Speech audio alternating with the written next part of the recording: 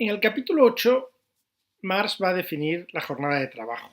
Es un capítulo muy importante y que tiene mucha actualidad hoy en día. En primer lugar, para definir qué es una jornada de trabajo, Marx asume su idea del plusvalor.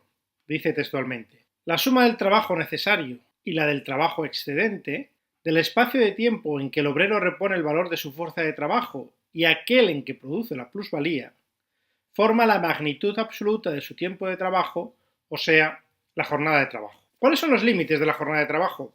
Hay un límite físico, claramente, que es las 24 horas que tiene un día, pero también un límite físico humano de hasta cuánto tiempo puede dedicar. Marx afirma textualmente: el capital no tiene más que un instinto vital, el instinto de acrecentarse, de crear plusvalía, de absorber con su parte constante los medios de producción la mayor masa posible de trabajo excedente. El capital es trabajo muerto que no sabe alimentarse como los vampiros más que chupando trabajo vivo. Incluso llega a pensar el capitalista que el tiempo que el obrero emplea para sí es un robo al capitalista. Este es un capítulo duro de leer por dos razones. Primero, por la descripción terrible que hace Marx de las condiciones de vida de los trabajadores del Reino Unido, de su época. Y segundo, por el descarado cinismo con que los capitalistas defendían este sistema. Marx hace una panorámica de la lucha del movimiento obrero en Reino Unido por una disminución de la jornada de trabajo que eran realmente agotadoras. Estamos hablando de jornadas de trabajo de 16 horas al día, en unas condiciones miserables. Estamos hablando de la explotación de los niños y de las mujeres. Marx considera esto trabajo esclavo, porque en aquella época tanto la mujer como los niños no tenían autonomía civil y eran sus maridos quienes esclavizaban a su propia familia para poder subsistir. Los niños podían empezar a trabajar desde los 6 años en unas condiciones miserables. Yo, que tengo una hija de 7 años, se me hiela la sangre pensando en que pudiera estar obligada a trabajar en una fábrica durante 10, 12 horas al día. Y había unos abusos terribles. En las fábricas de encajes, los niños se obligaban a trabajar 18 horas al día e incluso más. En la fábrica de cerámica, con 7 años, se trabajaba de 6 a 9 de la noche todos los días menos los domingos. Los alfareros caían enfermos y morían pronto por las pésimas condiciones de trabajo. La industria de cerillas era tan malsana que solo trabajaban niños huérfanos y viudas sin recursos.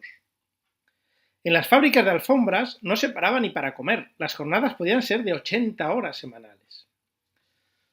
Los panaderos trabajaban de 11 de la noche a 6 de la tarde.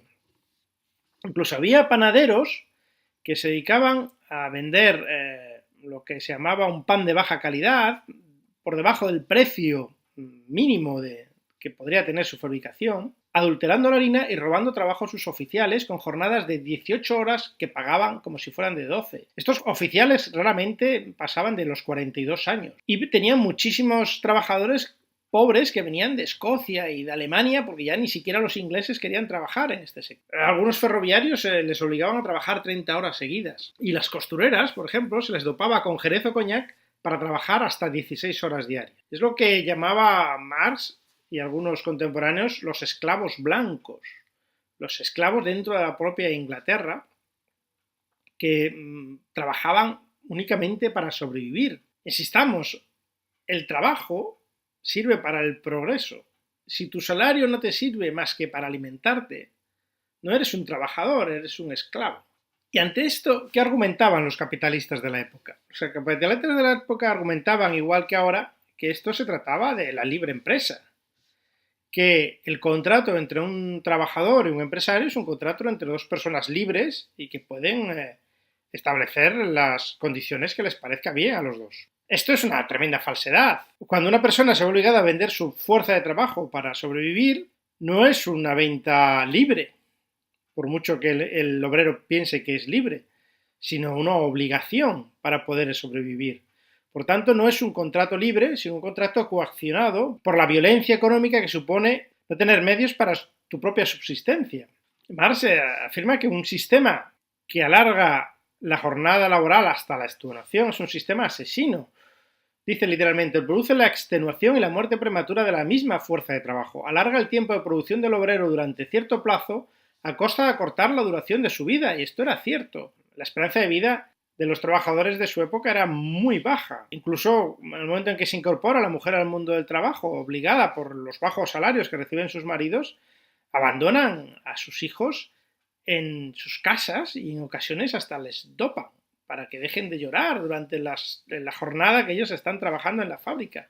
Cuando se producen algunas reacciones para limitar el trabajo infantil, los capitalistas dicen que sería la ruina de la industria, que sería imposible encontrar obreros que trabajasen a precios razonables, que decían ellos.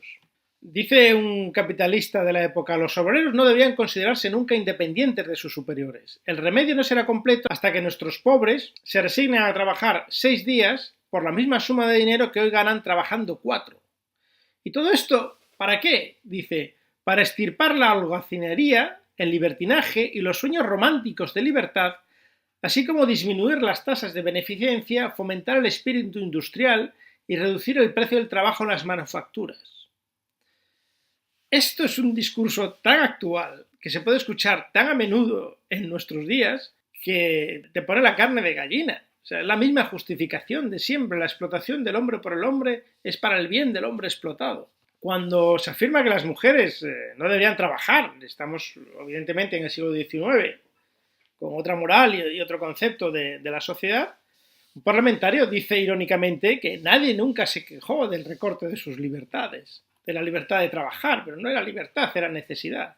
También dice en la industria de la seda que si se les arrebata la libertad de hacer trabajar a los niños de cualquier edad durante 10 horas al día, cerrarían sus fábricas. Se aducía para hacer trabajar a niños menores de 12 años que la delicadeza del tejido exigía una suavidad de dedos que solo podía conseguirse entrando en la fábrica en edad muy temprana. Al final hubo una pequeña ley en 1845 que limitaba la jornada a solo 16 horas, de 6 a 10 de la noche para niños y mujeres. Para adultos no había limitaciones. Marx termina este capítulo diciendo que el trabajador en el mercado se enfrentaba como poseedor de su mercancía, fuerza de trabajo, con otros poseedores de mercancía.